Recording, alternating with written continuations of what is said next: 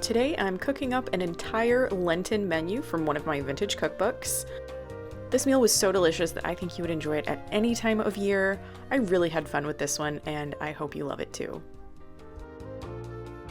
Kicking off my Lenten menu today, I'm going to be cooking from this book, Oven Meals from Better Homes and Gardens, and I love these books so much. I think it's been a minute since I've cooked from one of these Better Homes and Gardens books, but there's like a whole series of them. They're super skinny. They were produced mostly in like the late 60s through the 70s, maybe the early 80s. I have a ton of them. They have the best illustrations and they have the best menus. There's always good menus in these. And there happens to be one that is appropriate for this time of year that I wanted to try. So that is, I can find it. This one. So this is the Fish Day favorite menu. It is currently Lent. If you observe Lent, you don't eat meat on Fridays. You can have fish and eggs and dairy. So I thought this menu would be great. I'm not going to make the entire thing. I am going to make fish fillets olé, sour cream coleslaw, and I'm also making the strawberry yogurt medley. I'm going to be cutting all of these recipes in half as I often do, and I'm going to start by making the dressing for my sour cream coleslaw. So we're going to start with, of course, sour cream. Just some white vinegar in here, not very much at all. I like my slaw a little more vinegary, so we'll see. Whoops, some salt and sugar that are now mixed together, but it doesn't matter because they're going in the same bowl. So that's what we've got, just those few things. I went way overkill on this bowl, it's too big. When I make slaw, it usually starts with mayonnaise and not sour cream, so I'm super interested to see how this turns out.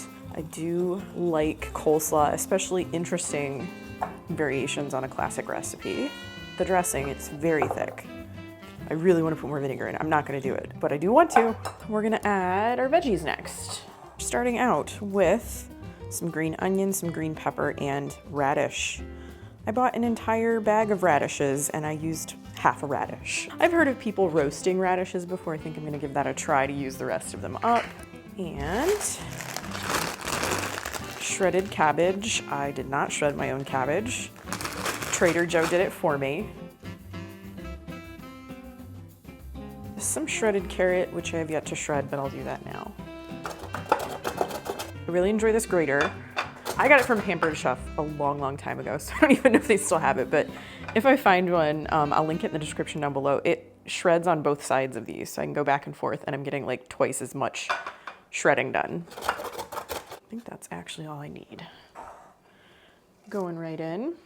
This is going to be a very colorful coleslaw as well.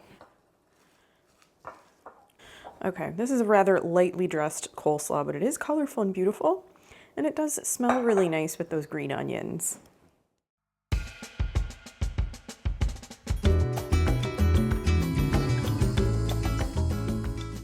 Next, I'm putting together my strawberry yogurt medley.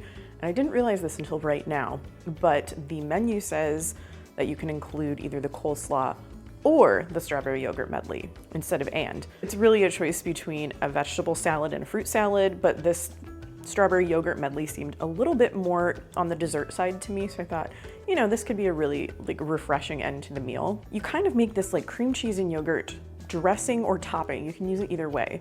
So I'm gonna mix that up first, and then I'll decide if I want to coat my fruit with it or if I just kind of like want to put some on top. So the dressing for this fruit salad, basically, the strawberry yogurt medley, consists of whipped cream cheese. I know this is gonna be great. It's a great start. Strawberry yogurt and sugar. And I'm thinking you could probably either reduce the sugar or leave it out altogether if the fruit that you're using is sweet enough for you. The strawberry yogurt that I'm using is organic strawberry yogurt. It's not that sweet. So I'm gonna kind of whisk all of that together first. The whipped cream cheese really makes it easier to mix with other things. It's kind of thicker than I expected. The consistency of this makes me think that it would be best suited as a topping rather than tossing the fruit in this, because I think it would break the fruit down. It's pretty hefty. So now that I have my side dish and my dessert all done, I'm ready to get started on the main event, the fish fillets olé. The interesting thing about this recipe is that it can be made ahead, completely frozen, and then baked at a later time. So I will include instructions on how to do that. Today, I'm gonna be preparing it and baking it right away. This recipe starts with a simple tomato and butter sauce that goes on top of the fish. So I melted some butter in a pan, and then added diced onion and sauteed that until it was tender. And then finally I added tomato sauce and water. Stirred all of that together, and that's it. The fish fillets in this dish are baked on top of a bed of rice and vegetables, so I have some pre-cooked rice. I actually just used minute rice. It's a good thing to keep on hand. And then the recipe said Mexican-style fire-roasted vegetables. I wasn't exactly sure what that was, so I ended up with fire-roasted, frozen green peppers, red peppers, onions, and then I went ahead and added some corn to it, so I think that's close to what they need. And then we have some seasonings here. We have some chili powder, some cumin, and garlic salt. And you know me, I get a little nervous about these vintage recipes and seasoning. I feel like this might be a little under-seasoned for my taste, but we're gonna find out. And we have this festive medley of rice and veggies that I'm going to put into this lovely casserole dish. I will say you can definitely smell the chili and cumin, so maybe it's enough. The recipe says to use haddock. I couldn't find any, so I just have some tilapia fillets here. So lay those on top of the rice and vegetables. Look how neatly these fit into the dish. It's like it was made for them. How dang cute is that? And the recipe says to sprinkle the fish fillets with salt. It doesn't say how much. I do worry, again, a little bit about under-seasoning here. I think tastes were just very different in the 1970s versus now. And I have my tomato onion butter mixture from earlier that gets spooned over the fish fillets. There is a lot of sauce, wow. Okay, maybe it won't be under-seasoned. It is a lot more sauce than I thought it was. I've never tried this recipe before. I don't even know if I've tried a recipe quite like this one before. So I would be interested to hear if you've tried it or something similar. I always love to hear my viewers' comments if they've made my recipes or if maybe they grew up with them. It's always fun. So that is what we have. I'm gonna put that into a 400-degree oven. Because this recipe was originally intended to go straight from the freezer to the oven, I'm a little bit unsure of the bake time. I'm sticking with the same temperature for the oven, but originally the bake time was like an hour and 25 minutes or something like that. So because I'm not taking this out of the freezer and baking it because it's kind of like fresh and ready to go, I'm gonna start with 20 minutes and kind of like check and see. I don't wanna overcook the fish. Hopefully, you know, it doesn't have to go much more than that. While that main dish is in the oven, let's talk a little bit about this book. Better Homes and Gardens Oven Meals was published in 1974.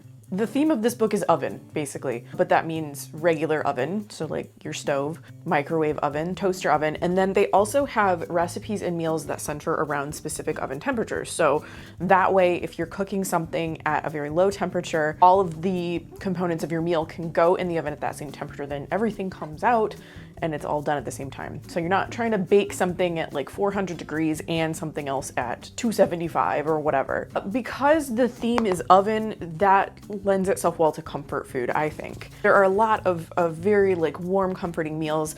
You can even see on the cover, there's like a nice stew. We've got some various vegetables here. This looks like some sort of bean bake, acorn squash, something cheesy. I think it's potatoes, cheesy potatoes, super delicious stuff. Things that I would eat for sure. We've got chicken Kiev over noodles. Very traditional, but you know, very delicious also. I mentioned that this book has a lot of great menus. I'm making the fish day favorite menu, but there's also a lot of other ones for different occasions, different situations. We have the chili night dinner, and that consists of oven-baked beef stew, cornbread, cottage peach mold, celery sticks.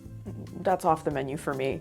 Fruited baked apples, cream, and a beverage. There's a budget meal here as well. Hawaiian beef loaves or beef Wellington loaves. You've got rice, carrots, zucchini salad. All of the menus that I've found in here so far and looked through are very solid and like very relevant to today, I think. Some of the dishes that I make aren't always the best.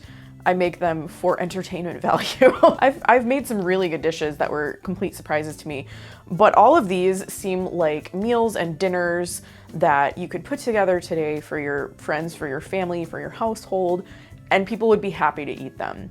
And it's great to have a meal plan anyway. I personally prefer to know what I'm going to have for dinner that night, if possible, whether that's like, yes, I'm planning to dine out, or, you know, here's what I'm planning to make for the meal. It's just saves so much hassle. I get hungry, I get cranky, like we don't want that. Nobody wants that. Just to showcase a few more of the gorgeous photos in this book, we've got blue corn flour right here, but this is a lovely menu. This bowl, I'm obsessed. I love this bowl so much. What is in the bowl? Beef burgundy pie. That even sounds delicious. We have a whole array of dishes that were made in a countertop oven or toaster oven up here, and then another blue corn flour sighting. It continued to be popular for quite some time. Looks like a lot of these dishes are actually for like 2 people, which is cool because I have a small household. Special oven cooking. It's like an entire two-page spread of different foods here. It's very brown, of course. Like I feel like from the mid 1970s through the mid 1980s, there was a lot of like earth tones happening. I really like this book. There are lots of other recipes that I really want to try in here in addition to the ones that I'm trying today. So this will probably come back out in the future.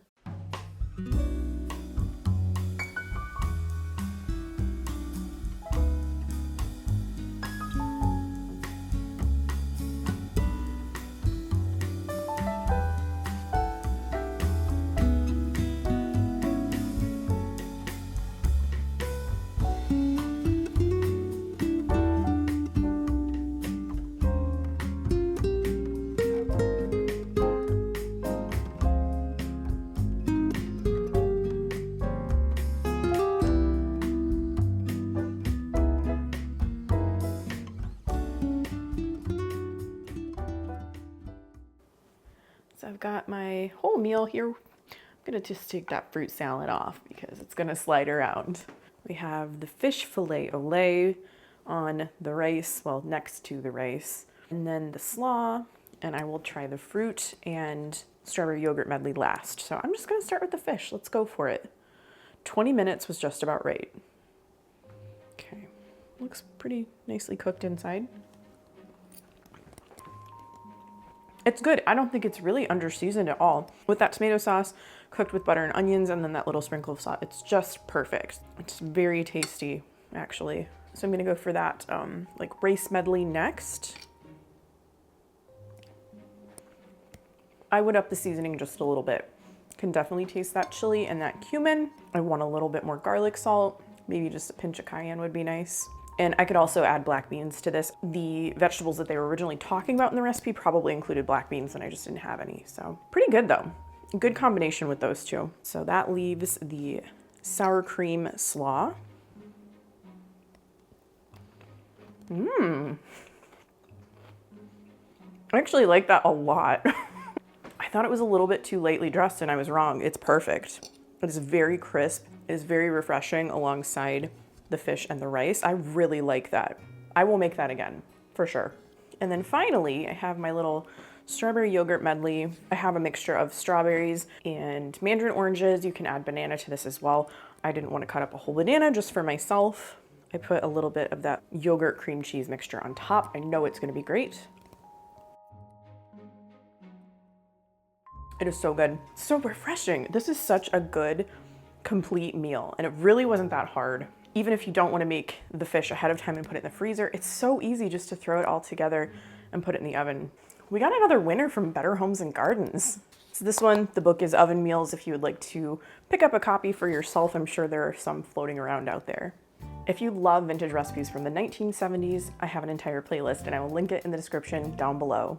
I hope you enjoyed this video. If you did, please give it a thumbs up and subscribe to my channel. If you'd like to see what else I'm up to, you can check me out on Facebook and Instagram.